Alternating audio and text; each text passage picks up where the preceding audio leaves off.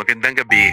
Kung nakahiga ka na ngayon, nakapikit, at gusto mo lamang makinig sa isang kwento, hayaan mo akong ibalik ka sa isang panahon na tila napakalayo na ngayon. Isang panahon na wala pang internet, wala pang Facebook, wala pang TikTok, wala pang cellphone na kayang gawin ang halos lahat, at lalong wala pang AI. Pero sa kabila ng lahat ng wala noon, parang may isang bagay na mas marami kami. Oras, kaibigan, at mga alaala. Ako nga pala si Junyo, isa akong ordinaryong batang Pilipino noong dekada 90. At ngayong medyo may edad na ako, madalas kong balikan ang mga simpleng araw na iyon. Mga araw na hindi namin alam na balang araw, magiging espesyal pala sa aming alaala. Noong bata ako, iba ang tunog ng umaga. Hindi ringtone, hindi notification, hindi alarm mula sa cellphone. Ang gumigising sa amin, tilaok ng manok, tahol ng aso, at minsan, sigaw ng nanay. June, bumangon ka na. Kapag narinig ko iyon, alam kong panibagong araw na naman ang pakikipagsapalaran. Pagmulat ng mata, nakikita ko agad ang sikat ng araw na pumapasok sa bintana. Walang aircon, electric fan lang. Minsan nga, pamaypay pa. Pero sapat na iyon dahil ang isip namin noon nasa labas na agad. Iniisip kung anong laro ang gagawin mamaya, kung sino ang mga makakalaro, at kung anong kalokohan ang mangyayari. Pagkatapos kumain ng almusal, o minsan kahit hindi pa, tatakbo na agad palabas. At kapag nakita ko na ang mga kaibigan ko, parang kami kakaibang saya agad. Hindi namin kailangan ng plano, hindi namin kailangan ng group chat, hindi namin kailangan mag-message. Kapag nakita mo ang barkada sa kanto, alam mo nang may adventure. May isa akong kaibigan noon, si Toto. Payat, maitim, laging nakangiti, at laging may dalang jolen. Hindi ko alam kung saan niya kinukuha, pero parang hindi nauubusan. Kasama rin namin si Nardo. Siya ang pinakamabilis tumakbo. Kapag hapulan, halos imposibleng mahuli. At si Ben ang pinakamakulit. Laging may naiisip na bagong laro. Kapag magkakasama kaming apat, parang wala nang imposible. Minsan, bato-lata ang laro. Simple lang, isang lata, isang tsinelas na pambato, at maraming batang handang tumakbo. Pero sa amin noon, pakiramdam namin ay para iyong isang malaking kompetisyon. Kapag natamaan mo ang lata, sigawan, takbuhan, tawanan, at minsan, konting away, pero mabilis din nagkakayos. Kasi alam naming bukas, magkakalaro na naman kami. Kapag tirik ang araw at mainit na ang semento, nagpapahinga kami sa ilalim ng puno. Doon nagsisimula ang mga kwentuhan. Mga kwentong hindi namin alam kung totoo. May aswang daw sa kabilang baryo. May multo raw sa lumang bahay. May kayamanan raw na nakabaon malapit sa ilog. At dahil bata kami, pinaniniwalaan namin lahat. Minsan nga, hindi kami makatulog sa gabi dahil sa mga kwentong iyon. Pero kinabukasan, uulitin na naman namin. Ganong kasimple ang kaligayahan noon. Habang lumilipas ang mga taon, unti-unti kong naiisip na marahil hindi dahil perpekto ang buhay noon. Hindi dahil mayaman kami, hindi dahil madali ang lahat, kundi dahil marunong kaming maghanap ng saya sa maliliit na bagay. Isang jolen, isang lata, isang hapon kasama ang barkada, at isang araw na walang iniisip na deadline, walang pressure, walang notifications. Habang nakahiga ka ngayon, subukan mong isipin, ano kaya ang pakiramdam kung bumalik ka sa panahong iyon? Yung panahon na ang pinakamalaking problema mo ay kung saan ka magtatago sa taguan, o kung paano mo matatalo ang pinakamagaling sa jolen. Marahil, sa sobrang bilis ng mundo ngayon, nakakalimutan natin kung gaano kasarap mabuhay ng mabagal. At sa susunod na bahagi ng kwentong ito, sasamahan mo akong balikan ang mga araw ng patintero, text, stationery, at ang mga simpleng pagkakaibigan na tumagal kahit walang internet. Pero sa ngayon, ipikit mo muna ang iyong mga mata, huminga ng malalim, at hayaang dalhin ka ng mga alaala sa isang panahong ang buong mundo mo ay kasing laki lamang ng iyong barangay. Kung nakapikit ka pa rin ngayon at tahimik na ang paligid, halika, ituloy natin ang paglalakbay. Kanina, naiwan natin si June at ang kanyang mga kaibigan. Mga batang walang cellphone, walang internet, at walang ideya kung gaano kalaki ang magiging pagbabago ng mundo. Sa mga panahong iyon, iba ang pakiramdam ng hapon kapag 3:00 na at nagsisimula ng humina ang init ng araw. Parang may tumutunog na kampana sa buong barangay. Hindi totoong kampana, pero alam ng lahat ng bata. Oras na ng laro. Isa sa pinakapaborito namin noon ay patintero. Sa totoo lang, kapag naiisip ko ngayon, napakasimple lang naman ng laro. Magdodrawing ng mga linya sa lupa. Minsan chalk, minsan uling, minsan kahit kahoy lang ang pangguhit. Pero kapag nagsimula na ang laro, pakiramdam namin ay para kaming nasa isang malaking paligsahan. May mga bantay sa bawat linya, may mga tatakbo, may mga sisigaw, at may mga manonood na parang sports commentator. Takbo! Takbo! Nakalusot! Ay nahahawakan! Kapag nakalusot ka hanggang dulo, parang may medalya kang napanalunan.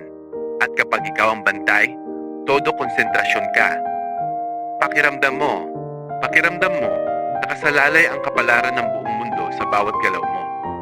Nakakatawa isipin ngayon, pero noon, seryoso talaga kami. Pagkatapos ng patintero, madalas naman kaming mag-text. Ang text, isa iyon sa mga bagay na mahirap ipaliwanag sa mga batang ipinanganak sa panahon ng smartphone. Maliit na karton lamang iyon. May larawan ng artista, superhero, minsan wrestler, minsan anime. Pero sa amin, parang ginto. May mga text na ordinaryo, may mga text na bihira, at may mga text na halos sambahin ng may-ari. Naalala ko si Toto. Mayroon siyang isang makintab na text. Hindi ko maalala kung sino ang nasa larawan. Pero tandang-tanda ko kung paano namin iyon tinitingnan. Parang isang mahalagang kayamanan. Kapag inilalabas niya iyon, parang bumabagal ang oras. At lahat kami napapatingin. May mga batang handang ipagpalit ang kalahati ng kanilang koleksyon para lamang makuha iyon. Minsan, naglalaro kami ng touching. Ibabagsak ang text at kung paano ito babagsak, yun ang magpapasya kung sino ang mananalo. Kapag nanalo ka, uuwi ka masaya. Kapag natalo, parang may kaunting lungkot. Pero kinabukasan, susubok ulit. Ganun ang buhay noon. Maliit ang problema, mabilis ding nawawala. At pagkatapos ng text, may isa pang mundo. Ang mundo ng stationery. Nakakatawa dahil ang stationery ay ginawa para sulatan. Pero karamihan sa amin, hindi naman sumusulat. Kinokolekta lang. May stationery na mabango, may stationery na may bulaklak, may stationery na may cartoon, may stationery na may makintab na disenyo, at may stationery na galing daw sa ibang bansa. Hindi namin alam kung totoo, pero kapag sinabi ng may-ari na imported iyon, automatic naniniwala kami. Minsan, nagpapalitan kami, 2 ordinaryong stationery kapalit ng isang makintab. 3 mabango kapalit ng isang rare. Parang maliit na negosyo. Wala kaming alam sa stock market noon. Pero marunong na kaming makipag-trade. May mga pagkakataon ding hindi laro ang ginagawa namin, kundi simpleng pag-upo lamang sa may tindahan.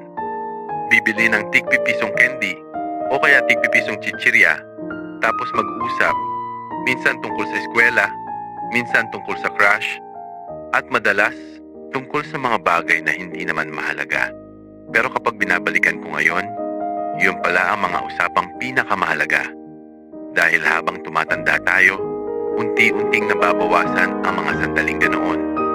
Yung walang agenda, walang pressure, walang kailangan tapusin, usapan lang, tawanan lang, at pagkakaibigan lang. Naalala ko rin ang mga hapon na parang walang katapusan. Kapag bakasyon at wala kaming pasok, parang napakahaba ng isang araw. Ngayon, parang mabilis lumipas ang isang linggo. Pero noon, ang isang hapon ay parang isang buong mundo. Mula 2:00 hanggang 6:00, parang napakaraming nangyayari. Nakakapaglaro kami, nakakapag-away, nakakapagbati, nakakapagkwentuhan, at nakakagawa pa ng bagong plano para sa susunod na araw. Habang nakikinig ka ngayon, baka may naaalala ka ring mga kaibigan. Mga kaibigang dati mong nakakasama araw-araw. Mga kaibigang akala mo ay habang buhay mong makikita. Pero habang lumilipas ang panahon, nagkanya-kanya rin ng landas. May lumipat ng bahay, may nag-abroad, may nag-asawa, may nawalan na ng komunikasyon, at may ilan na matagal mo nang hindi nakikita. Nakakalungkot isipin minsan, pero ganoon talaga ang buhay. Hindi lahat ng tao ay mananatili, ngunit ang mga alaala, madalas ay hindi nawawala. Hanggang ngayon, kapag nakakita ako ng lumang text o isang piraso ng makintab na stationery, parang bumabalik ako sa ilalim ng puno, kasama sina Toto, si Ben, at si Nardo. Parang naririnig ko ulit ang kanilang mga tawanan. Parang nakikita ko ulit ang lumang barangay. At kahit sandali lamang, parang bumabalik ang pagiging bata. Sa susunod na bahagi ng ating kwento, sasamahan mo ako sa mga araw ng paglangoy sa ilog, pagpunta sa dagat, pag-akyat sa puno, at mga pakikipagsapalaran na para sa amin noon ay parang pinakamalaking adventure sa buong mundo. Pero sa ngayon, hayaan mo munang dalhin ka ng hangin ng alaala habang unti-unting bumibigat ang iyong mga mata at habang ang gabi ay mas lalo pang tumatahimik. Magpahinga ka muna at samahan mo akong muling balikan ang isang mundong matagal nang naglaho ngunit nananatiling buhay sa alaala. Kung gising ka pa at nakikinig pa rin sa aking kwento, salamat. Ngayong gabi, ipagpatuloy natin ang paglalakbay. At sa pagkakataong ito, dadalhin kita sa mga lugar na naging bahagi ng halos lahat ng batang Pilipino noon. Mga lugar na hindi kailangan ng entrance fee, hindi kailangan ng reservation, at hindi kailangang i-post sa social media dahil wala pa namang social media noon. Isa sa mga paborito naming puntahan ay ang ilog. Kapag Sabado o kaya naman bakasyon, pagkatapos kumain ng tanghalian, magsisimula na ang paghanap ng mga kasama. Hindi sa group chat, hindi sa messenger, kundi sa pagkatok sa bahay ng bawat kaibigan. Hoy Toto, maliligo tayo sa ilog. Kapag narinig na yon, parang may mahi ka. Maya-maya, lalabas na ang lahat. May dalang tuwalya, may dalang ekstrang damit, at minsan, wala ring dala.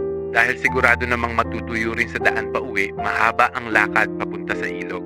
Pero hindi namin yun nararamdaman. Dahil habang naglalakad, nagtatawanan kami, nagkukwentuhan, at minsan, nagbibiruan hanggang may maghabulan. Kapag tanaw na namin ang tubig, parang doble ang enerhiya naming lahat. Sa una, medyo maginaw. Pero pagkalipas ng ilang minuto, ayaw mo nang umahon. May mga bahagi ng ilog na mababaw at may mga bahagi ring medyo malalim. Doon kami madalas nagkakatipon. May magpapalakihan ng talon, may magpapakitang gilas sa pagsisid, at may magpapanggap na marunong lumangoy kahit hindi naman. Minsan, nagpipapaligsahan kami kung sino ang pinakamatagal sa ilalim ng tubig. Minsan naman, kung sino ang unang makakahawak sa batong ibabato. At kapag may nakakita na maliit na isda, biglang magkakaroon ng bagong misyon. Habulin iyon, kahit halos imposibleng mahuli. Pero hindi naman talaga mahalaga kung mahuli o hindi. Ang mahalaga, masaya kami. May mga araw din na dagat naman ang pupuntahan kapag may kamag-anak na may sasakyan o kaya may outing ang pamilya. Ibang klaseng saya ang dagat noon, hindi dahil maganda ang picture, kundi dahil magkasama ang buong pamilya. May mga tito, may mga tita, may mga pinsan, at syempre, may mga batang katulad namin. Pagdating sa dagat, parang wala nang matatanda at bata. Lahat masaya, lahat nagkukwentuhan, lahat nagtatawanan. May nag-iihaw, may nagluluto, may naghahanda ng pagkain. At habang abala ang matatanda, abala rin kaming mga bata sa aming sariling mundo. Nagtatayo ng kastilyong buhangin, naghahanap ng kakaibang kabibe, at minsan nangongolekta ng mga bagay na sa tingin namin ay kayamanan. Naalala ko noon, may nakita akong kakaibang kabibe, makintab, at may kakaibang hugis. Pakiramdam ko noon, napakahalaga nito. Iniuwi ko pa at itinago ng matagal. Hindi dahil may halaga, kundi dahil may alaala. Kapag bata ka pala, madali kang maging masaya. Isang kabibe, isang makinis na bato, isang pirasong kahoy na kakaiba ang hugis. Sapat na para maging espesyal ang isang araw. Ngayon, minsan kailangan pa natin ng malaking bagay para maramdaman ang saya. Pero noon, napakadali, napakasimple. May isa pa kaming paboritong gawin. Pag-akyat sa puno. Hindi ko alam kung bakit, pero halos lahat ng batang lalaki noon may pangarap maging eksperto sa pag-akyat ng puno. Mangga, bayabas, sampalok, kahit anong puno. Basta kayang akyatin, aakyatin namin. At kapag nasa taas ka na, parang iba ang pakiramdam. Parang mas malaki ang mundo. Parang mas malakas ka. Parang isa kang explorer. Minsan nga, doon pa kami nagkukwentuhan, nakatambay sa sanga. Habang pinagmamasdan ang buong paligid at habang nakaupo ako sa puno noon, hindi ko alam na darating ang panahon na ang karamihan sa mga batang katulad namin ay mas gugustuhin ng manatili sa loob ng bahay, nakatingin sa screen, naglalaro online. At muli, walang masama doon, nagbabago lang talaga ang panahon. Pero minsan, naiisip ko kung ano kaya ang pakiramdam ng mga batang hindi naranasang umakyat sa puno, hindi naranasang madapa habang naglalaro, hindi naranasang umuwi ng puro putik, at hindi naranasang pagalitan dahil alas 6 na pero nasa kalye pa rin. May kakaibang aral kasi ang mga simpleng karanasang iyon. Doon namin natutunang tumayo kapag nadapa. Doon namin natutunang tumayo kapag nadapa. Doon namin natutunang makisama. Doon namin natutunang matalo at matutunang manalo. Hindi namin namamalayan noon. Pero bawat laro, bawat lakad, bawat paliligo sa ilog, ay may maliit na aral na dala. Habang lumalalim ang gabi at marahil ay mas mabigat na ang iyong mga talukap, hayaan mong manatili muna tayo rito. Sa tabi ng ilog, kasama ang barkada habang maririnig ang tunog ng tubig, ang mahinang hangin. At ang mga tawanan ng mga batang walang iniisip na problema. Walang deadline, walang bills, walang responsibilidad. Mga batang ang iniisip lamang ay kung saan sila maglalaro bukas at kung sino ang unang tatalon sa ilog sa susunod na Sabado. Sa susunod na bahagi ng ating kwento, balikan naman natin ang mga unang crush, mga liham na sulat kamay, mga simpleng panliligaw, at ang panahong ang pag-ibig ay hindi nagsisimula sa friend request, kundi sa simpleng ngitian sa loob ng silid-aralan. Pero sa ngayon, hayaan mong dahan-dahang dalhin ka ng mga alaala habang ang gabi ay tahimik at habang ang antok ay unti-unti nang yumayakap sa iyong isipan. Magandang gabi at magpahinga ka muna. Kung gising ka pa rin at tahimik ang paligid sa iyong kinaroroonan, halika, ituloy natin ang ating paglalakbay. Ngayong gabi, babawiin natin ang isa sa mga pinakamatamis na alaala ng kabataan. Ang unang paghanga, ang unang kabog ng dibdib, at ang unang pagkakataong hindi mo maintindihan kung bakit parang iba ang pakiramdam mo kapag may isang taong dumadaan. Noon, wala pang Facebook, wala pang Instagram, wala pang TikTok, at wala ring Messenger. Kapag gusto mong makita ang crush mo, kailangan mo siyang hintayin sa eskwela o kaya naman, sadyain mong dumaan sa kalsadang dinadaanan niya. Naalala ko pa, grade 5 ako noon. Tahimik lang akong bata, mahilig maglaro, mahilig gumala, at walang masyadong iniisip. Hanggang sa isang araw, may bago kaming kaklase. Mahaba ang buhok, laging nakapusod, at may simpleng ngiti. Hindi ko alam kung bakit, pero tuwing papasok siya sa silid-aralan, parang napapatingin ako. Hindi ko naman siya kinakausap. Hindi ko rin alam kung ano ang sasabihin. Basta ang alam ko lang, iba ang pakiramdam. Kapag recess, kunwari bibili ako ng pagkain. Pero ang totoo, gusto ko lang makita kung nasaan siya. Kapag may group activity, umaasa akong mapunta siya sa grupo namin. At kapag tinawag ng guro ang pangalan niya, parang automatikong napapalingon ako. Nakakatawa isipin ngayon, pero noon, pakiramdam ko ay napakalaking sikreto noon. At syempre, hindi pwedeng malaman ng barkada. Dahil kapag nalaman nila, katapusan na. Araw-araw ka nang aasarin.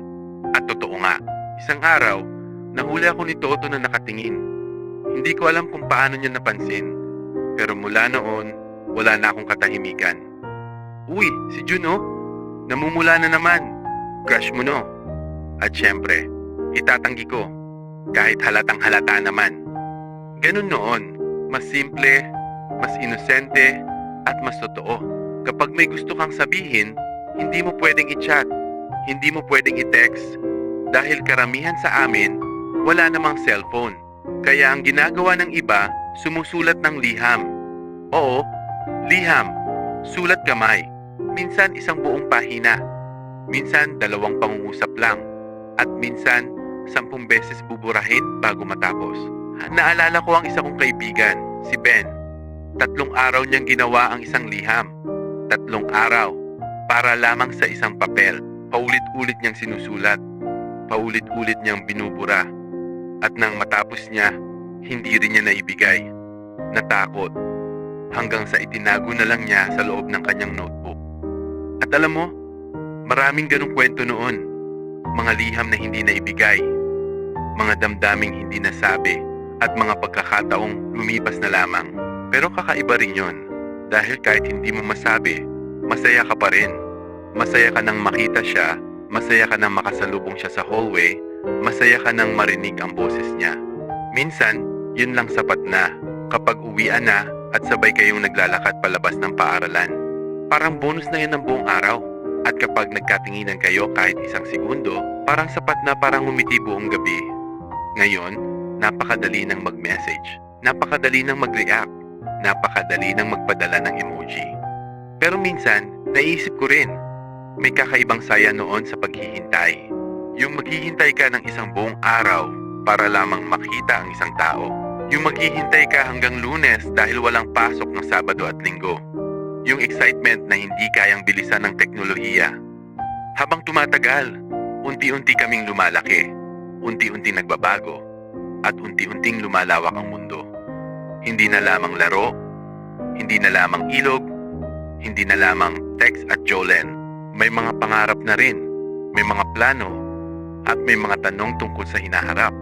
Pero bago dumating ang lahat ng iyon, may isang panahon muna na ang pinakamahalagang bagay sa aming mga bata ay kung sino ang katabi sa classroom, kung sino ang makakasabay umuwi, at kung sino ang magpapabilis ng tibok ng puso. Habang nakahiga ka ngayon, baka may naalala ka ring tao, isang kaklase, isang kaibigan, o isang simpleng paghanga na matagal nang lumipas. At kahit hindi na kayo nagkita muli, maaaring bahagi pa rin siya ng isa sa pinakamagandang alaala ng iyong kabataan. Sa susunod na bahagi ng ating kwento, sasamahan mo akong balikan ang unang pagkakataong nakakita kami ng computer. Ang panahong tila science fiction pa ang internet. At ang panahon kung kailan nagsimulang magbago ang lahat. Pero sa ngayon, hayaan mo munang manatili sa katahimikan ang mga lumang alaala, mga ngiti, mga liham, mga simpleng damdaming hindi kailanman nawala, habang unti-unting bumibigat ang iyong mga mata. At habang ang gabi ay dahan-dahang yumayakap sa iyong isipan. Magandang gabi, at magpahinga ka muna. Kung nakikinig ka pa rin at hindi ka pa dinadalo ng antok, halika. Dahan-dahan nating ipagpatuloy ang kwento. Unti-unti na kaming lumalaki noon. Hindi na kami iyong mga batang buong araw nasa ilog. Hindi na rin kami iyong mga batang sapat na ang Jolene at Tex para maging masaya. Nasa pagitan kami ng pagiging bata at pagiging binata. At kasabay ng aming paglaki, unti-unti ring nagbabago ang mundo. Naalala ko pa ang unang beses na nakakita ako ng computer. Hindi sa bahay, dahil wala naman kaming computer noon, kundi sa bahay ng isang kamag-anak. Napakalaki nito, makapal ang monitor, at parang telebisyon na may sariling mesa. Habang nakatingin ako noon, pakiramdam ko ay nasa hinaharap na ako. Hindi ko maintindihan kung paano gumagana. Hindi ko alam kung para saan. Pero alam kong espesyal iyon. Kapag pinindot mo ang power button, unti-unting umiilaw ang screen. Habang naghihintay, parang may mahikang nangyayari. Ngayon, ilang segundo lang ang boot up ng karamihan sa mga device. Pero noon, parang napakahaba ng paghihintay. At habang naghihintay, nakatitig lang kami. Parang may palabas na magsisimula. Naalala ko rin ang mga computer shop. Ang computer shop, isa yon sa mga lugar na naging bahagi ng kabataan ng maraming Pilipino. Kapag may 5 piso ka, masaya ka na. Kapag may 10 piso, parang mayaman ka na. Pagpasok sa computer shop, iba ang amoy. May halong electric fan, may halong init ng makina, at may halong ingay ng mga batang naglalaro. Punong-puno lagi. May naglalaro ng mga racing game, may naglalaro ng shooting game, may nanonood ng music videos, at may mga katulad kong simpleng nag-e-explore lamang. Noon, hindi pa mabilis ang internet. Sa totoo lang, may mga pagkakataong halos wala kang pasensya sa bagal nito. Pero dahil iyon lamang ang mayroon kami, natutunan naming maghintay. Kapag magbubukas ng website, minsan aabuti ng ilang minuto kapag may ida-download. Minsan kailangan iwanan muna, maglaro muna sa labas, at balikan mamaya. Ganun kabagal. Pero wala kaming reklamo. Dahil para sa amin noon, kamangha-mangha pa rin yon. Parang may connection ka sa buong mundo. Naalala ko ang unang email na ginawa ko. Hindi ko nga alam kung para saan talaga yon. Pero sinabi ng kaibigan ko na kailangan daw. Kaya gumawa rin ako. Pagkatapos gumawa, hindi ko rin naman gaanong nagamit. Pero masaya ako. Pakiramdam ko noon, isa na akong tunay na tao sa internet. At habang dumarami ang mga computer, unti-unti ring nagbabago ang paraan ng aming pakikipagkaibigan. Hindi na lahat ng usapan ay sa kanto. Hindi na lahat ng balita ay sa tindahan. May mga bagay nang nalalaman sa internet. May mga bagong kaibigan, may mga bagong interes, at may mga bagong pangarap. Naalala ko rin ang panahon ng text messages. Yung mga panahong halos lahat ay may cellphone na may antena. At ang pinakamahalagang tanong araw-araw ay, may load ka ba? Kapag may 10 piso kang load, maingat mong gagamitin. Ayaw mong maubos agad, kaya uso noon ang mga shortcut. Benau, okay sige. Good need. Bawat letra ay mahalaga. Bawat piso ay mahalaga. At kapag may nag-text sa'yo na espesyal na tao, ilang beses mong babasahin ang mensahe. Kahit 5 salita lamang iyon, ganun kami noon.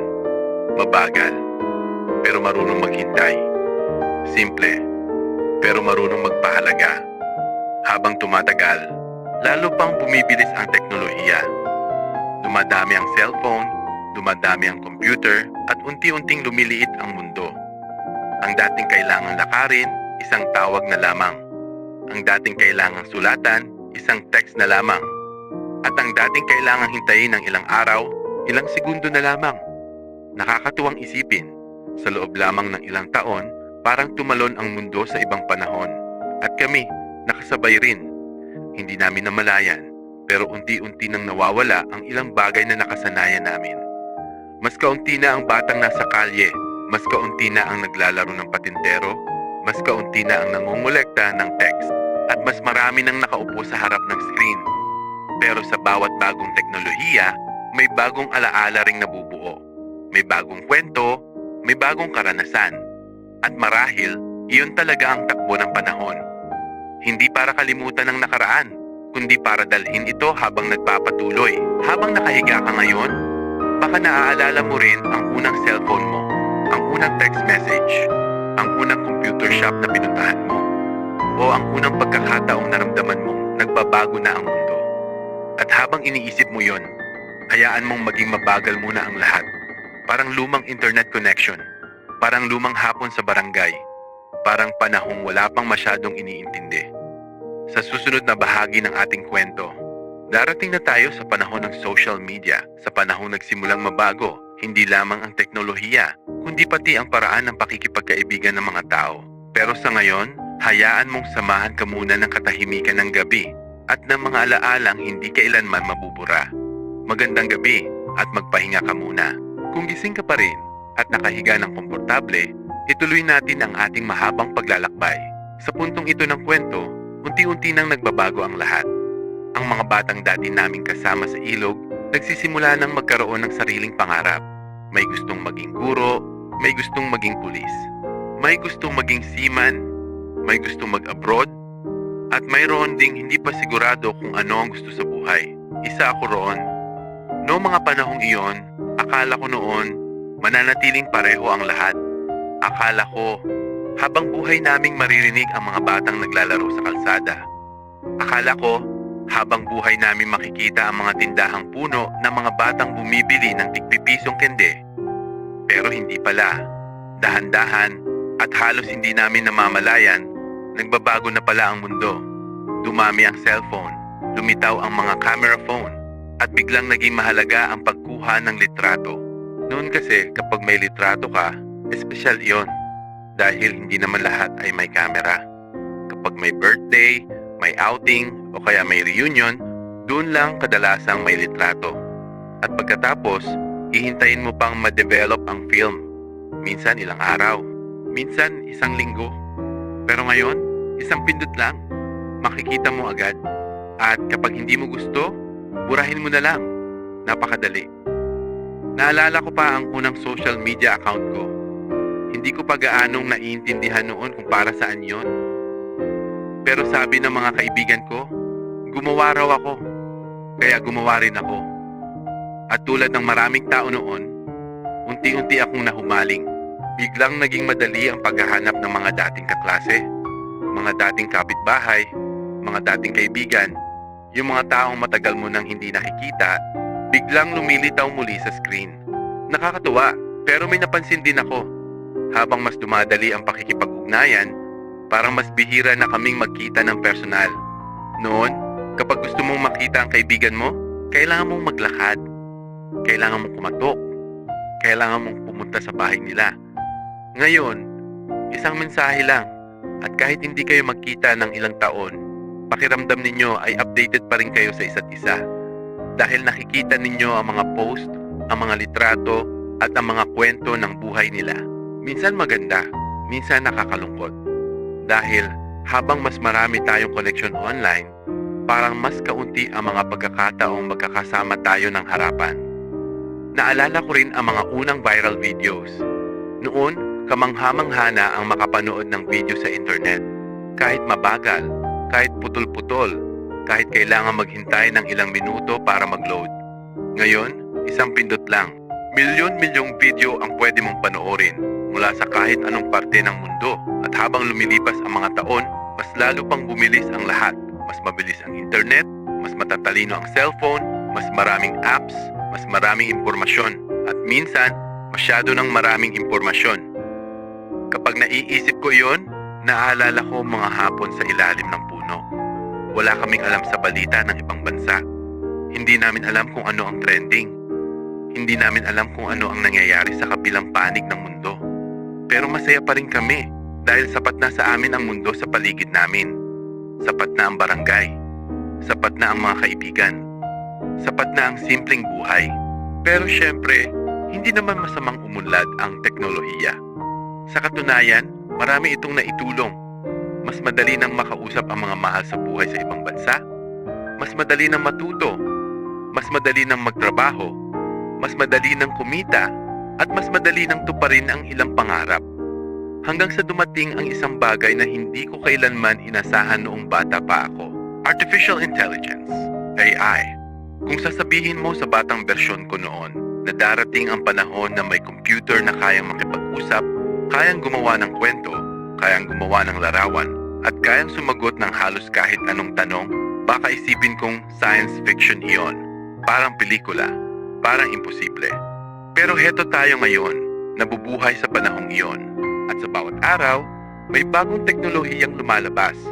May bagong paraan ng paggawa ng mga bagay. May bagong imbensyon. At minsan, hindi na natin kayang sabayan ang bilis. Pero alam mo kung ano ang napagtanto ko? Sa kabila ng lahat ng pagbabago, may mga bagay na hindi kailanman nagbago. Katulad ng saya ng isang tunay na kaibigan. Katulad ng yakap ng pamilya. Katulad ng pagtawa ng magkakasama. Katulad ng mga alaalang nabuo sa totoong buhay. Hindi sa screen, hindi sa app, kundi sa mga sandaling tunay nating naranasan. Kapag naiisip ko ang batang si June na naglalaro ng batulata sa ilalim ng araw, hindi niya alam na balang araw may hawak na siyang smartphone. Hindi niya alam na balang araw makakausap niya mga tao kahit nasa kabilang panig ng mundo. At lalong hindi niya alam na balang araw makikinig ang mga tao sa kanyang kwento gamit ang teknolohiyang hindi pa umiiral noon. Pero marahil, kung may isang bagay na gusto kong sabihin sa batang iyon, ito ay simple lamang. Maglaro ka pa. Tumawa ka pa. Tumakbo ka pa. Sulitin mo ang bawat hapon dahil darating ang panahon na ang mga simpleng araw na iyan ang magiging pinakamahalagang alaala ng iyong buhay. At para sa ating lahat na nakaranas ng dalawang magkaibang mundo, ang mundong walang internet at ang mundong puno ng AI, isa tayong maswerteng henerasyon dahil nakita natin ang pagbabago. Nasaksihan natin ang paglipas ng panahon at nadala natin ang mga alaala ng nakaraan papunta sa hinaharap. Kaya habang tahimik ang gabi at habang dahan-dahan kang inaantok, hayaan mong manatili muna sa iyong isipan ang mga larawang iyon. Ang tunog ng lata sa kalsada, ang hampas ng tubig sa ilog, ang amoy ng dagat, ang mga text sa bulsa, ang mga kaibigang kasama sa paglaki, at ang batang minsang naging ikaw. Dahil kahit gaano pa katalino ang AI, kahit gaano pa kabilis ang teknolohiya, may isang bagay na hindi kailanman mapapalitan: ang mga alaalang binuo natin sa totoong mundo. Magandang gabi, at salamat sa pagsama sa akin mula Batolata hanggang AI. Kung gising ka pa rin at tahimik na ang gabi sa iyong paligid, halika.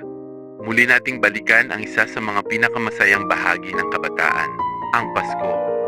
Noon, iba ang pakiramdam ng Pasko. Hindi ko alam kung dahil bata pa kami o dahil masimple lang talaga ang buhay. Pero kapag sumasapit ang Disyembre, parang may kakaibang hangin sa buong barangay. Malamig, tahimik, at puno ng pananabik. Naaalala ko pa kapag papalapit na ang Pasko, nagsisimula na maglagay ng mga parola ang mga kapitbahay. Hindi mamahalin, hindi imported. Karamihan gawa sa kawayan, makukulay na papel, at konting sipag. Pero para sa amin, napakaganda na noon. Kapag gabi at umiilaw ang mga parol sa buong kalsada, parang ibang mundo ang aming barangay. Habang naglalakad ako noon, madalas akong huminto. Titigan lamang ang mga ilaw at mangarap. Hindi ko alam kung bakit, pero may kakaibang saya ang mga simpleng ilaw ng Pasko. Naalala ko rin ang simbang gabi. Hindi ako perpektong bata noon. Madalas tamad gumising. Pero kapag simbang gabi, ibang usapan iyon. 3:00 pa lang ng madaling araw, gising na ang buong bahay. Madilim pa sa labas.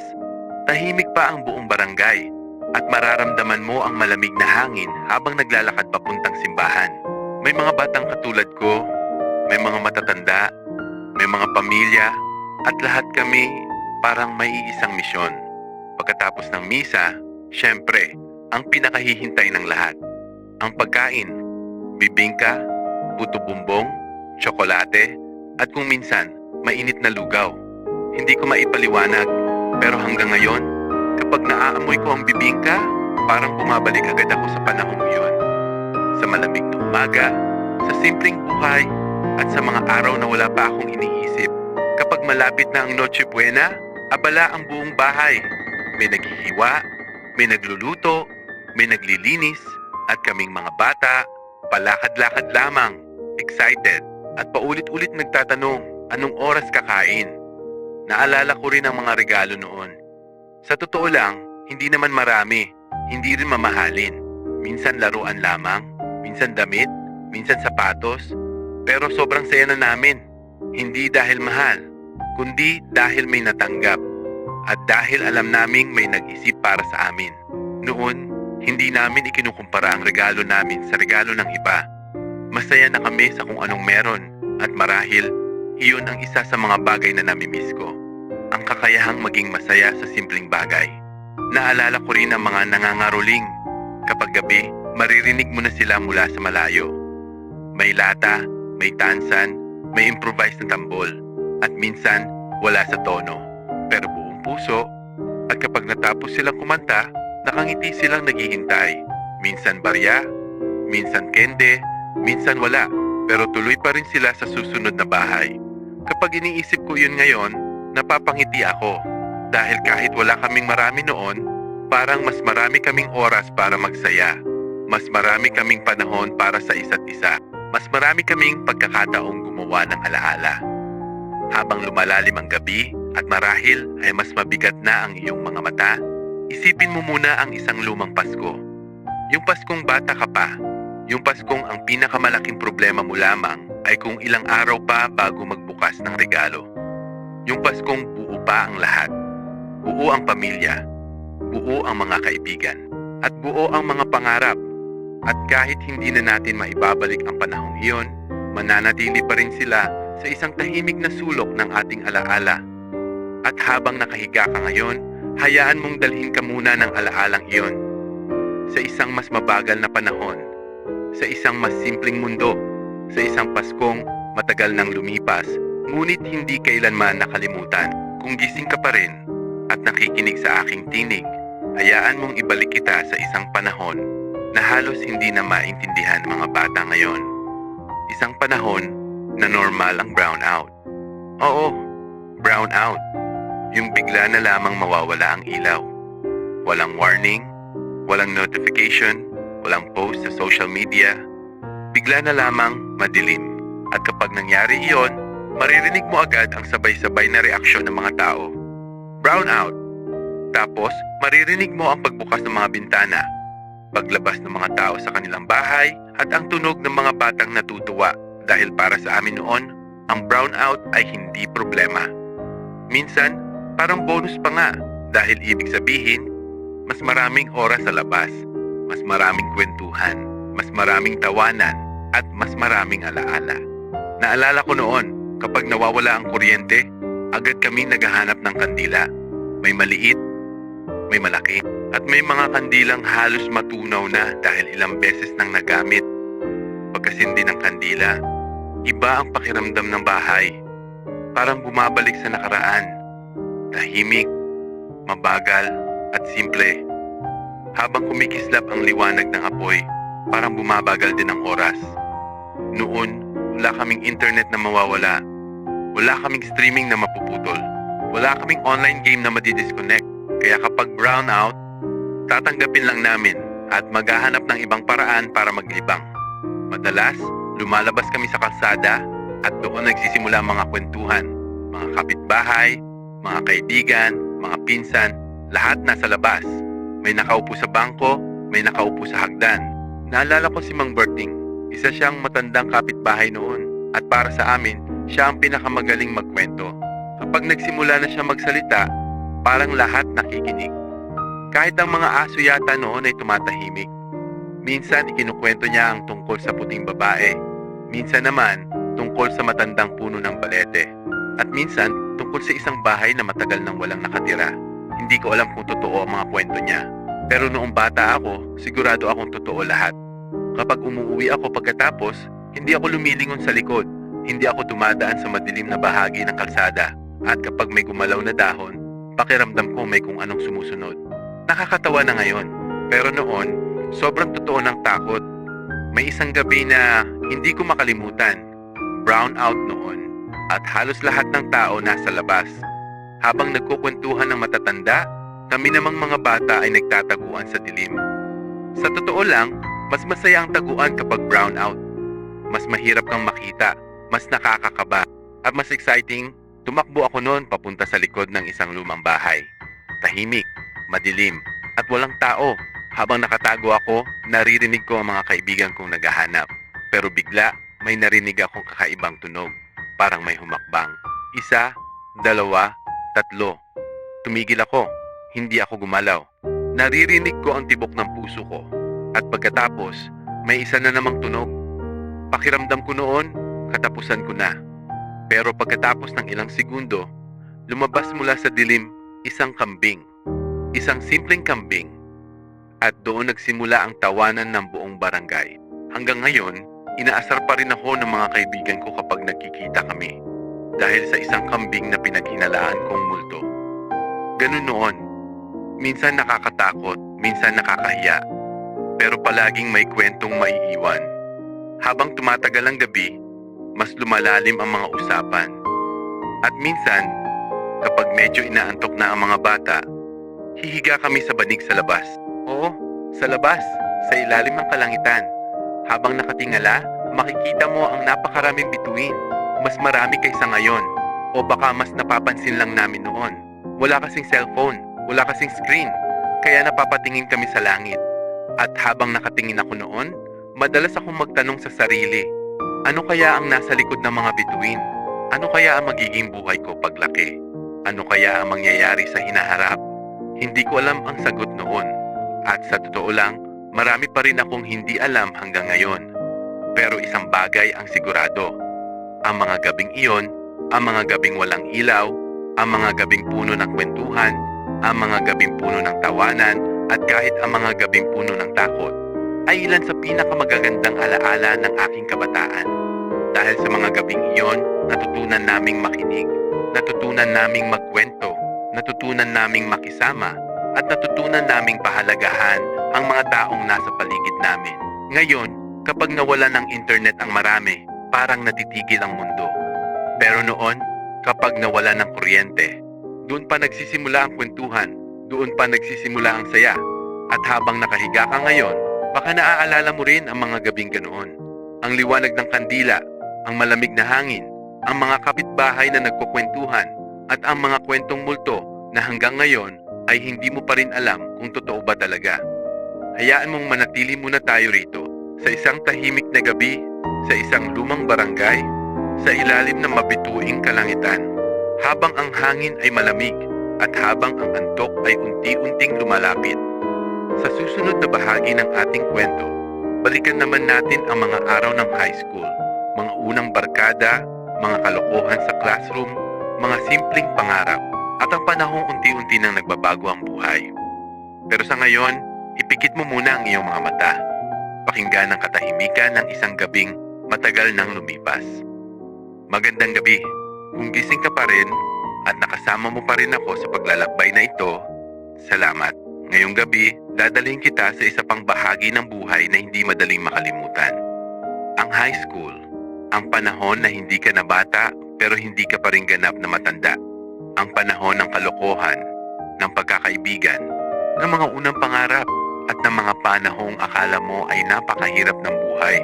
Pero kapag binalikan mo ngayon, napapangiti ka na lamang. Naalala ko pa ang unang araw ko sa high school. Bagong uniforme, bagong bag, bagong sapatos, at bagong kaba.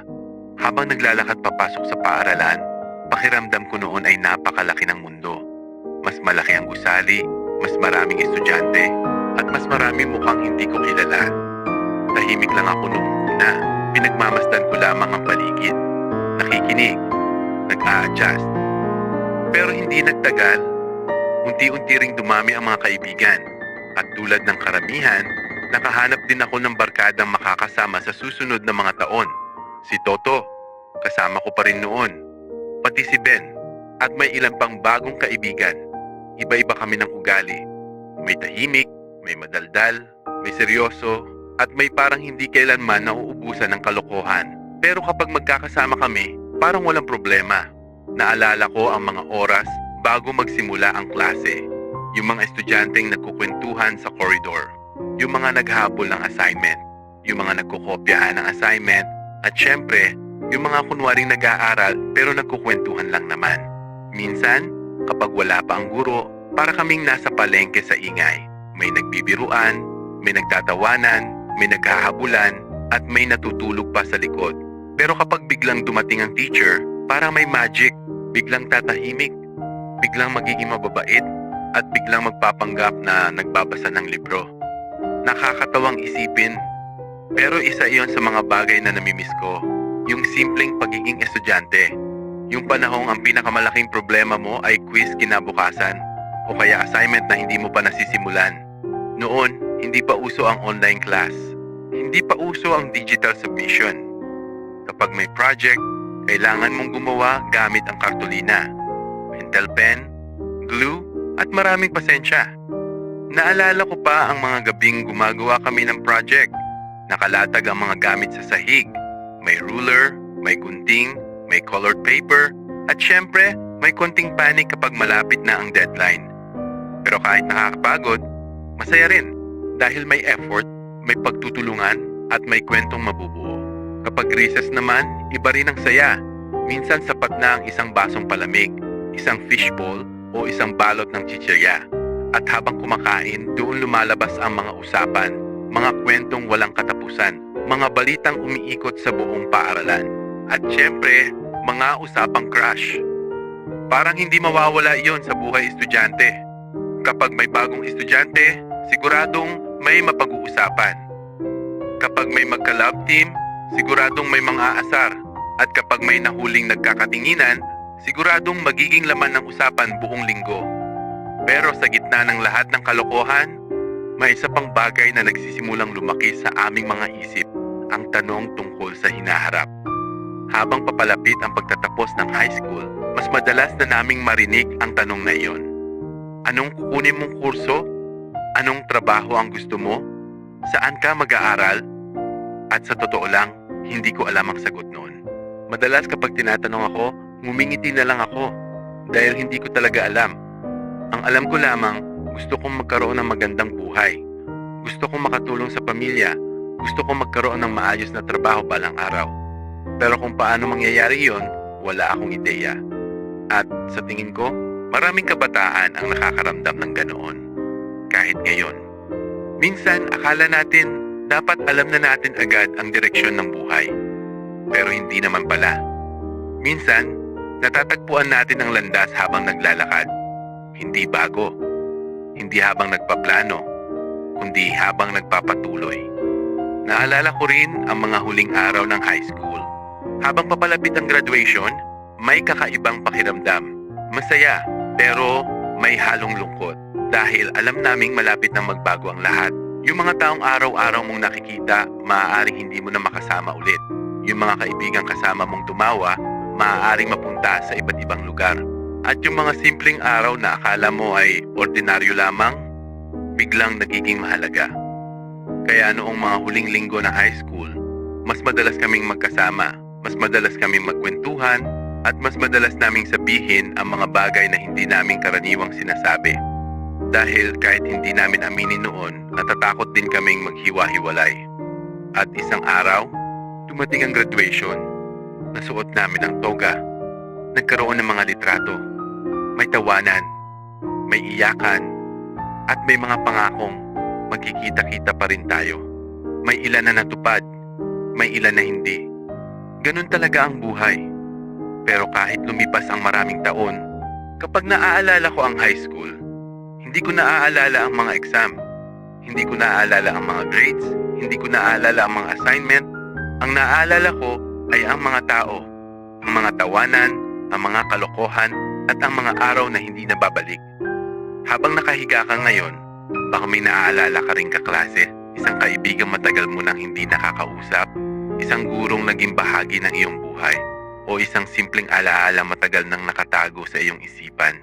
At habang lumalalim ang gabi, hayaan mong bumalik muna ang mga alaalang iyon. Mga alaalang nagpapaalala sa atin na minsan tayong naging bata, minsan tayong nangarap, at minsan tayong naniwalang kaya nating abutin ang buong mundo.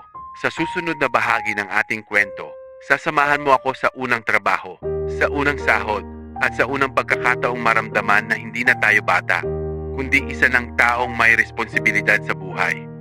Pero sa ngayon, magpahinga ka muna at hayaan mong samahan ka ng mga alaala ng isang high school na matagal nang lumipas. Kung kasama mo pa rin ako ngayong gabi at hindi ka patuluyang dinadala ng antok, halika, dahan-dahan nating ipagpatuloy ang kwento. Kanina, iniwan natin ang ating sarili sa pagtatapos ng high school. Suot ang toga, may hawak na diploma at puno ng pangarap. Pero hindi pa namin alam noon na ang totoong pagsubok ay nagsisimula pa lamang. Pagkatapos ng graduation, parang biglang nagbago ang mundo. Yung dating araw-araw mo nakikita ang barkada, unti-unting nabawasan. Yung dating puno ng ingay ang bawat araw, unti-unting tumahimik. At yung dating simple lang ang buhay, unti-unti nang nagkakaroon ng responsibilidad. Naalala ko ang unang pagkakataon na naghahanap ako ng trabaho. Kabado, excited, at medyo natatakot. Dala ko noon ng isang folder. May resume, may mga dokumento, at may malaking pag-asa. Habang naglalakad ako pupunta sa interview, pakiramdam ko noon ay napakalaki ng mundo at napakaliit ko. Marami akong iniisip. Paano kung hindi ako matanggap? Paano kung hindi ako sapat? Paano kung hindi ko kaya? Pero gaya ng karamihan sa mga tao, nagpatuloy lang ako. Dahil minsan, wala ka namang ibang pagpipilian kundi sumubok. Naalala ko pa ang unang interview. Paulit-ulit kong nire-review ang mga sagot ko sa isip. Paulit-ulit kong inaayos ang damit ko at paulit-ulit kong tinitingnan ang oras. Pero nang magsimula na ang interview, napagtanto kong pareho lang din pala silang tao. At tulad ko, gusto lang din nilang malaman kung sino ako. Hindi naging perpekto. May mga sagot akong sana ay mas napag-isipan ko. May mga pagkakataong nabulol ako. Pero natapos din. At nang makalabas ako ng opisina, parang may nabawas na malaking bigat sa dibdib ko. Pagkalipas ng ilang araw, natanggap ako. Hindi ko maipaliwanag ang saya noon.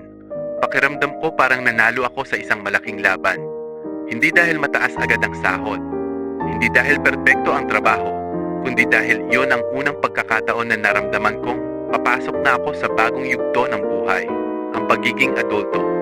Sa unang araw ng trabaho, iba ang pakiramdam. Hindi tulad ng unang araw sa eskwela. Mas seryoso, mas tahimik, mas maraming taong hindi mo kilala, at mas maraming inaasahan sa iyo. Naalala ko ang unang desk ko, ang unang ID, at ang unang pagkakataong tinawag akong sir. Medyo nakakatawa dahil sa isip ko noon, pakiramdam ko estudyante pa rin ako. Pero unti-unti, sa unang araw ng trabaho, iba ang pakiramdam. Hindi tulad ng unang araw sa eskwela. Mas seryoso, mas tahimik, mas maraming taong hindi mo kilala, at mas maraming inaasahan sa iyo. Naalala ko ang unang desk ko, ang unang ID, at ang unang pagkakataong tinawag akong sir. Medyo nakakatawa dahil sa isip ko noon, pakiramdam ko estudyante pa rin ako. Pero unti-unti, natutunan kong tanggapin na lumalaki na pala ako. At dumating ang unang sahod. Ang unang sahod, isa yon sa mga alaalang hindi ko malilimutan. Hindi yun kalakihan, sa totoo lang. Kapag ikukumpara ngayon, baka maliit na lamang. Pero noong natanggap ko yon, pakiramdam ko milyonaryo ako. Paulit-ulit kong tiningnan ang payslip. Paulit-ulit kong kinuwenta. At paulit-ulit kong ninginigyan ang sarili ko. Dahil sa unang pagkakataon, may pera ako mismo ang kumita. Hindi galing sa magulang, hindi regalo, hindi baon. Kundi bunga ng sarili kong pagod. At alam mo kung ano ang una kong ginawa? Hindi ako bumili ng mamahaling gamit. Hindi ako bumili ng luho. Ang una kong ginawa ay ibigay ang bahagi nito sa bahay. Kay nanay, kay tatay. Hindi dahil marami iyon, kundi dahil gusto kong maramdaman nila na kahit papaano nakakatulong na ako. Hanggang ngayon, naaalala ko pa ang ngiti ni nanay. Simple lamang, pero sapat para maramdaman kong sulit ang lahat ng pagod. At doon ko unti-unting naunawaan ang mga sakripisyong ginawa nila para sa amin. Nung bata ako, akala ko normal lang na may pagkain sa mesa. Normal lang na may ilaw sa bahay. Normal lang na may baon sa eskwela. Pero na magsimula ako magtrabaho, doon ko nakita kung gaano kahirap kitain ang bawat piso. At doon ko mas lalo silang hinangaan. Habang lumilipas ang mga buwan, nasanay ako sa trabaho. Nasubukan kong mapagod, nasubukan kong magkamali, nasubukan kong mawalan ng gana, at nasubukan ko ring magtagumpay. May mga araw na maayos ang lahat. May mga araw na parang gusto mo nang sumuko. Pero natutunan kong ganoon pala talaga ang buhay. Hindi araw-araw masaya, hindi araw-araw madali, pero araw-araw may pagkakataong matuto. At habang mas tumatanda ako, unti-unti kong napansin na iba na ang mga usapan namin ng barkada. Noon, ang pinag-uusapan namin ay Jolen, patintero at mga laro. Pagkatapos, mga crush, mga teacher at assignment. Ngayon, trabaho, bayarin, pamilya at mga pangarap. Mabilis pala talaga ang panahon. Parang kailan lang, nasa ilog kami, tumatakbo sa ilalim ng araw. At ngayon, abala na sa paghahanap buhay. Pero kahit gaano karami ang nagbago, may bahagi pa rin sa akin na nananatiling batang si Junyembre. Yung batang natutuwa sa simpleng bagay. Yung batang nangangarap. Yung batang tumitingin sa kalangitan habang nakahiga sa banig. At marahil, ganun din tayo lahat. Kahit gaano tayo katanda, may bahagi pa rin ng ating pagkabata na hindi nawawala. Habang nakahiga ka ngayon at marahil ay unti-unti nang bumibigat ang iyong mga mata, isipin mo muna ang unang trabahong pinasukan mo, ang unang sahod na natanggap mo, at ang unang pagkakataong naramdaman mong hindi ka na bata. At habang bumabalik ang mga alaalang iyon, hayaan mong samahan ka ng katahimikan ng gabi. Dahil sa susunod na bahagi ng ating kwento, darating tayo sa panahon kung kailan halos lahat ay may smartphone na. Sa panahong ang internet ay nasa bulsa na ng bawat tao. At sa panahong mas mabilis na ang pagbabago ng mundo kaysa dati. Pero sa ngayon, magpahinga ka muna at hayaan mong dalhin ka ng mga alaala sa isang mas simpleng panahon. Kung nakikinig ka pa rin at dahan-dahan nang bumibigat ang iyong mga mata, halika, muli nating ipagpatuloy ang kwento. Naalala ko pa ang panahon na kailangan mong umuwi para makapag-internet. Kailangan mong maghanap ng computer, kailangan mong maghintay, at minsan, kailangan mo pang makipag-agawan sa kapatid mo para makagamit. Pero hindi nagtagal, dumating ang panahon na nagbago ang lahat. Unti-unting lumiit ang mga computer, unti-unting gumaling ang mga cellphone, at isang araw, parang nagising na lang kami na ang buong mundo ay kasya na sa bulsa. Naalala ko ang una kong smartphone. Kung ikukumpara ngayon, napakasimple nito. Maliit ang storage, mabagal, madalas maghang, at mabilis malobat. Pero noong hawak ko yon, pakiramdam ko hawak ko ang hinaharap. Sa unang pagkakataon, nakakapag-internet ako kahit saan. Habang nasa jeep, habang nasa trabaho, habang nakahiga sa kama, at habang nakaupo sa labas ng bahay. Noon, pag may tanong ka, magtatanong ka sa mas matanda, o kaya maghahanap ka sa libro. Ngayon, isang pindot lang, may sagot agad. Kapag may gustong malaman, search agad. Kapag may gustong makita, video agad. Kapag may gustong kausapin, message agad. Parang unti-unting bumilis ang lahat. At habang bumibilis ang mundo, parang bumibilis din ang mga araw. Naalala ko noon, ang isang taon ay parang napakahaba. Kapag bata ka, pakiramdam mo napakalayo pa ng Pasko, napakalayo pa ng bakasyon, napakalayo pa ng kaarawan mo. Pero habang tumatanda, parang kakapasko lang kahapon, parang kaka-January lang, parang kakasimula lang ng taon. At hindi mo namamalayan, Disyembre na naman. Minsan naiisip ko, baka hindi naman talaga bumibilis ang panahon. Baka mas marami lang tayong iniisip. Noong bata tayo, isang laro lang ang iniisip natin sa buong araw. Ngayon, trabaho, bayarin, responsibilidad, pamilya, at kung ano-ano pa. Kaya siguro parang mabilis ang lahat. Pero sa kabila ng lahat ng pagbabago, may mga bagay na hindi ko nakakalimutan. Kapag umuulan, naaalala ko pa rin ang mga hapon na naglalaro kami sa putikan. Kapag nakakita ako ng ilog, naaalala ko pa rin ang mga talon namin noon. Kapag nakakita ako ng lumang text sa internet, parang bumabalik ako sa elementarya. At kapag naririnig ko ang tawanan ng mga batang naglalaro sa kalye, napapangiti ako. Dahil alam kong may mga alaalang ginagawa rin sila. Mga alaalang balang araw, sila naman ang magkukwento. Marahil iba ang laro nila, iba ang teknolohiya nila, at iba ang mundong kanilang kinalalakihan. At marahil ay papalapit ka na sa pagtulog, isipin mo muna ang lahat ng bersyon ng sarili mo. Ang batang tumatakbo sa kalsada, ang estudyanteng nangangarap, ang binatang naghahanap ng direksyon, at ang taong ikaw ngayon. Dahil lahat sila bahagi ng iisang kwento, bahagi ng iisang buhay. At kahit gaano pa karami ang magbago sa mundo, kahit gaano pa katalino ang teknolohiya, at kahit gaano pa kabilis ang panahon, mananatili pa rin ang mga alaalang iyon. Tahimik, payapa, at nakatago sa puso. Kaya ipikit mo na muna ang iyong mga mata. Huminga ng malalim, at hayaan mong dalhin ka ng gabi sa pagitan ng nakaraan at kasalukuyan. Sa pagitan ng batulata at ng panahon ng AI, magandang gabi at matulog ng mahimbing.